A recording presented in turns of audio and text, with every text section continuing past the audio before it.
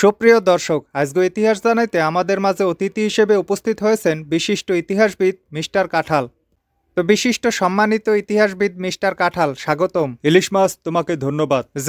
তো প্রথমেই যেটা আপনার কাছে জানতে চাই তা হইল, এখন আপনার বয়স কত? আমার বয়স ৭৫। কি? কিন্তু আমরা তো জানি হিসাব মতো ৭৮ বা তার বেশি হওয়ার কথা। ও হইতে পারে, বেশিও হইতে পারে। তাহলে ৭৫ বললেন কেন? আসলে হইছে কি ইলিশ মাছ বাবা, ওই আমার একটা রোগ আছে বুঝলা, ওই ভুল্লা যাওয়া রোগ, আলজাইমারের প্রাথমিক স্টেজ। বলেন কি? তাহলে তো সমস্যা হয়ে গেল। কি সমস্যা? আপনার যেহেতু ভুল্লা যাওয়া রোগ আছে, নিজের বয়সটাই ভুল্লা গেছেন, আপনি কিভাবে ৫০-৬০ বছর আগের ইতিহাস বলবেন?